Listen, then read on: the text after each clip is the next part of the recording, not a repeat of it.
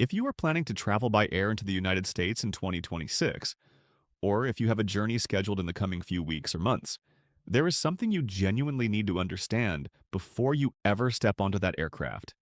The airport experience for international travelers has shifted considerably, and I am not referring to extended queues or redesigned terminal configurations. I am referring to what U.S. Customs and Border Protection, the agency everyone recognizes as CBP, is actually examining when you arrive. New technology, new policies, broadened authority, and a markedly different enforcement climate mean that the process of entering the United States is more thorough, more data-driven, and in certain cases more rigorous than it has ever been. Whether you are a first-time visitor, a returning green card holder, a student on an F1 visa, a skilled worker on an H-1B, or even a U.S. citizen arriving home from overseas, this information is relevant to you. So remain with me because by the conclusion of this video, you will understand precisely what to anticipate at the airport, how to get ready, and how to safeguard yourself and your immigration status every step of the journey. Welcome to U.S. Updates Hub. Let us get started. Let us begin with some background, because comprehending why things have shifted helps you comprehend what you are walking into. For decades, the fundamental framework of arriving in the United States was relatively consistent. You touched down, you joined the line, a CBP officer examined your passport and visa, posed a few questions, stamped your documents, and you were on your way. That process still exists in its fundamental form, but layered on top of it now is a far more advanced and frankly far more comprehensive inspection system. And in 2026, several of the patterns that had been developing for years have come into full effect simultaneously. The result is something travelers need to grasp before they travel, not after they touch down. The first major transformation you need to understand is biometrics, and this one is massive. As of December 26, 2025, a final rule published by the Department of Homeland Security took effect mandating biometric data collection, specifically facial recognition photography, from all non-U.S. citizens entering and departing the United States at air, land, and seaports of entry.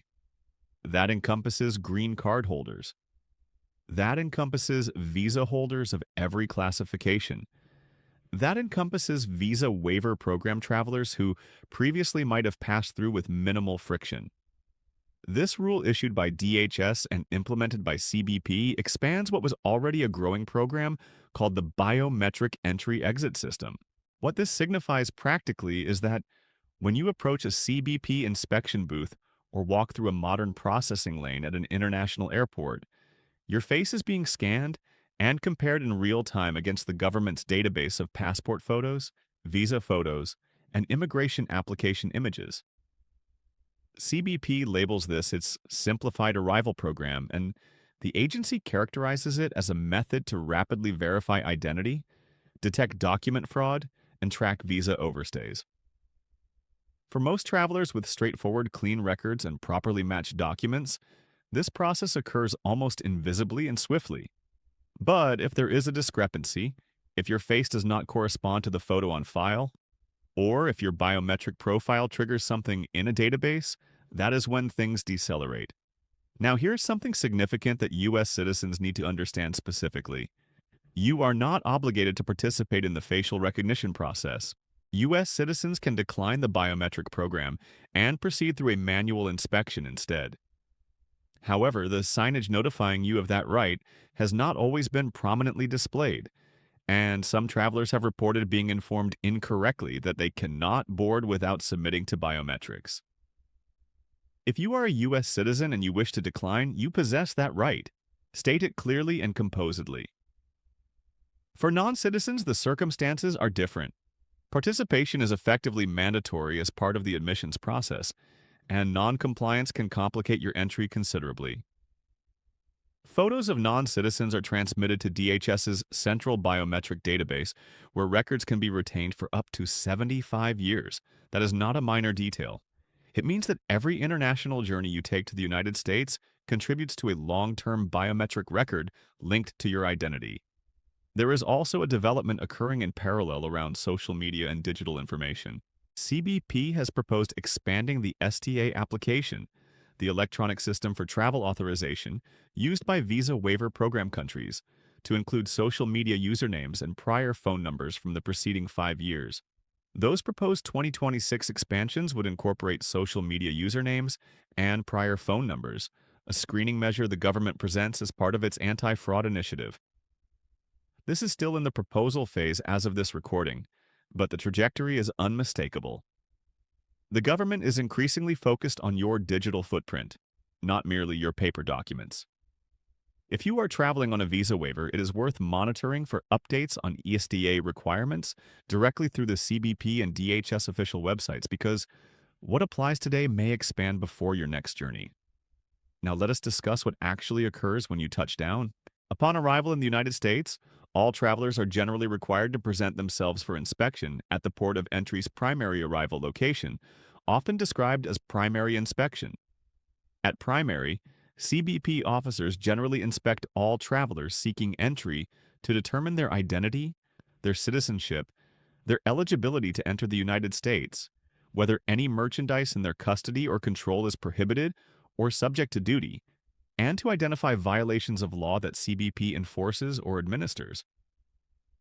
In practical terms, this is the moment you stand before a CBP officer or walk through an automated kiosk. You will present your passport, respond to a few questions about your trip and your purpose for visiting, and in most cases you will be cleared and on your way in a matter of minutes. For most travelers, this is still the complete experience. But here's where things have genuinely escalated in 2026. U.S. Customs and Border Protection officers have escalated airport questioning and inspections in early 2026, directing more travelers into secondary screenings. Secondary inspection is the additional screening area you are guided to if the primary officer has any questions or flags that require more time to address. Being directed to secondary does not automatically indicate you are in difficulty. Some reasons that a traveler may be referred for secondary inspection include issues with documentation or information provided by the traveler, potential administrative immigration violations, inquiries regarding potential civil or criminal law violations, random screening, or if officers at primary inspection determine at their discretion that further inspection is warranted. That final point matters. Officers possess broad discretion. Random selection is a genuine occurrence. Even travelers with impeccable records can end up in secondary occasionally. What transpires in secondary inspection is important to comprehend.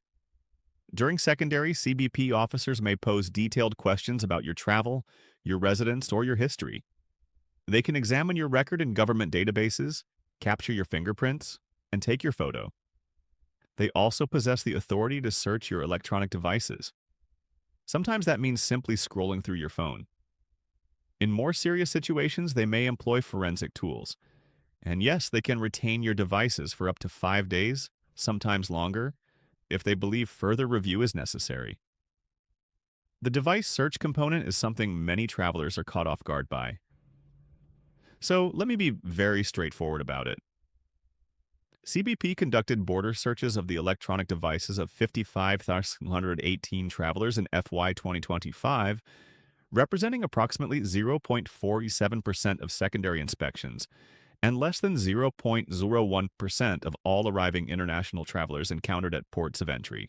So statistically speaking, the overwhelming majority of people never have their phone or laptop examined. But if you are referred to secondary, that possibility is present. Of the border searches of electronic devices, 92% were basic searches in which the devices were not connected to external equipment. A basic search means an officer manually reviewing what is on your screen. An advanced or forensic search involves connecting your device to specialized equipment to extract and analyze data more comprehensively, and that requires supervisory approval. For visa holders specifically, the stakes around cooperation are genuine. CBP may inspect your phone, laptop, and even cloud-linked apps for emails, texts, and social media messages. Officers often review deleted content, WhatsApp conversations, and banking transactions to verify payroll. If you are on a work visa, officers may be checking to confirm that your actual employment aligns with what your visa petition describes. A discrepancy between what you state and what your documents or digital records reveal can create serious complications, even if it is an innocent oversight. This is why preparation matters so greatly before you travel. So, what should you actually do to get ready? Let me walk you through some concrete measures. First, ensure all your documents are completely in order before you depart for the airport. That means your passport should be valid. As a general guideline, many countries and airlines require at least 6 months of validity remaining beyond your travel dates. If you are a green card holder, verify your card is current. If it has expired but you have a pending I-751 receipt, carry that receipt with your expired card, as USCIS guidance permits this combination, as valid proof of status for re-entry, and print out that policy in writing to present to airlines and officers if needed. If you are on a work visa, carry your I-797 approval notice, recent pay stubs, a letter from your employer, and any other documentation that confirms your role and your status are consistent. If you are a student, have your I-20 or DS-2019 available, along with your university enrollment confirmation and your DSO's contact information, including an after-hours emergency number. Second, consider carefully your electronic devices before you travel. You do not need to arrive at the airport in a state of alarm about your phone, but it is prudent to reflect on what is on it. Consider signing out of apps that contain sensitive professional or personal information. If you wish to limit exposure during a potential search. If you travel frequently internationally for professional purposes, some travelers and legal advisors recommend using a dedicated travel device with minimal personal data. If your device is searched, request a property receipt, which is CBP Form 6051D, and note down the officer's name and badge number. Confirm the device is in airplane mode so they cannot access cloud accounts remotely. Those measures can make a considerable difference if you need to follow up afterward. Third, understand what to say and what not to say when you are conversing with a CBP officer. This is not about being evasive. It is about being clear, truthful, and composed. Respond to the questions you are asked directly and concisely. If asked about your purpose of travel, provide an honest, straightforward response. If asked about your employment or your plans in the United States, provide answers that are consistent with your visa category. Do not volunteer unnecessary information, but never fabricate or misrepresent anything to a federal officer. The consequences of misrepresentation at the border are severe and long-lasting. One additional note, marijuana and other cannabis products that may be legal in some U.S. states are still prohibited under federal law. Since all U.S. ports of entry operate under federal jurisdiction, carrying cannabis or acknowledging recent use can result in serious complications, including denial of entry. Fourth, if you are a green card holder, recognize that your rights at the border are meaningful but not unlimited. You cannot be denied re-entry without formal removal proceedings, but you can be detained and questioned. And in serious circumstances, such as extended absences abroad that raise questions about abandonment of residency, CBP may raise concerns about your status. One matter to be particularly cautious about during secondary inspection, there is a risk that you could be presented Form I-7, the record of abandonment of lawful permanent resident status. Signing this form means informing the government that you are voluntarily relinquishing your green card. Do not sign any form you do not comprehend, and do not sign under pressure without requesting legal counsel first. You possess the right to request to contact an attorney, even if CBP is not obligated to permit that access during initial inspection. Make the request on the record. Now let me address something that has been generating discussion in 2026. There have been reports of intensified enforcement and a noticeable increase in secondary inspections, particularly affecting certain nationalities and travelers with even minor historical immigration issues.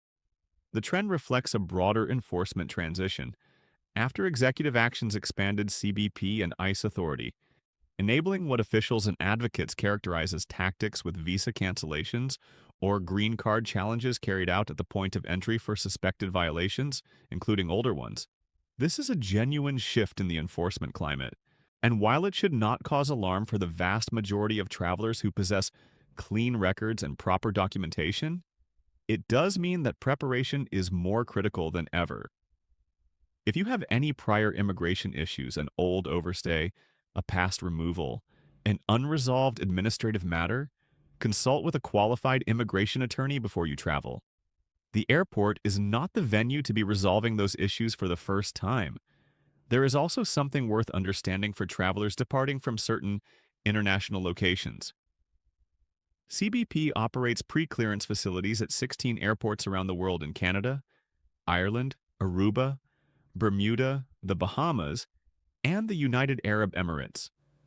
With pre-clearance, travelers bypass CBP and TSA inspections upon U.S. arrival and proceed directly to their connecting flight or destination. As recently as March 10, 2026, Billy Bishop Toronto City Airport added a new pre-clearance facility, providing travelers departing from there the ability to complete the entire CBP process before they even board their aircraft. If you are departing from a pre-clearance airport, the inspection experience happens abroad, but all the identical rules apply. Same biometrics, same questions, same potential for secondary review. There is also a newer innovation in baggage screening worth understanding.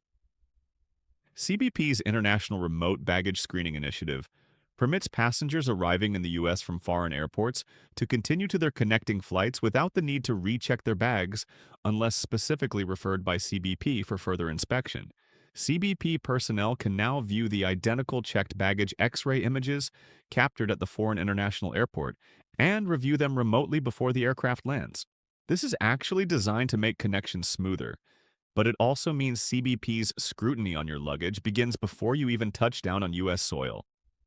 For travelers who move through airports frequently, it is worth exploring CBP's trusted traveler programs. Global Entry, Nexus, and Sentry all offer expedited processing for pre-approved low-risk travelers. Global Entry, in particular, permits U.S. citizens, lawful permanent residents, and some foreign nationals to use dedicated automated kiosks that significantly reduce wait times and interaction at primary inspection. The application requires a background check and an in-person interview, but for frequent travelers it is genuinely valuable. You can locate information and apply directly through the CBP official website. CBP also offers the Mobile Passport Control app, which is free for both Apple and Android devices and can help reduce wait times, particularly for families and larger groups. Now, before I conclude, I want to give you a moment to simply take a breath. If this video has made you feel like flying into the United States has become an ordeal, that is not the complete picture. Almost 1 million times each day, CBP officers welcome international travelers into the U.S., and CBP employs a variety of techniques to ensure that global tourism remains safe and robust. The overwhelming majority of travelers pass through primary inspection in a matter of minutes without incident. The information we have addressed today is important precisely because it helps you be one of those individuals, organized, prepared, truthful, and clear. CBP officers are not searching for reasons to stop you. They are searching to verify who you are and confirm that your travel is consistent with your documentation. Provide them that confirmation confidently and composedly, and you will be on your way. Before I go, a brief and important reminder. Immigration policy in the United States can and does change sometimes rapidly. Everything shared in this video is based on information available as of April 16, 2026, drawn from CBP, DHS, and USCIS official sources and reporting from credible outlets. But policies, procedures, and enforcement priorities can shift. Please always verify your specific situation with official sources. CBP at cbp.gov, USCIS at uscis.gov, and DHS at dhs.gov. And if you have complex immigration circumstances, please consult a qualified immigration attorney before you travel. Nothing in this video is legal advice, and nothing here replaces professional guidance tailored to your specific case. If this video helped you feel more informed and more prepared, please give it a like. It helps more people discover this information when they need it most. Share it with a friend or family member who has a journey coming up. Subscribe to US Updates Hub so you never miss an update on the policies and changes that affect your life and your journey. And check the video description below where you will find links to official CBP guidance, the Mobile Passport Control app, information on global entry enrollment, and more. We will be right here every time the rules shift or a new development emerges that you need to understand. Safe travels, stay informed, and take care of yourselves. We will see you in the next one. The information presented in this video and description is for general educational and informational purposes only.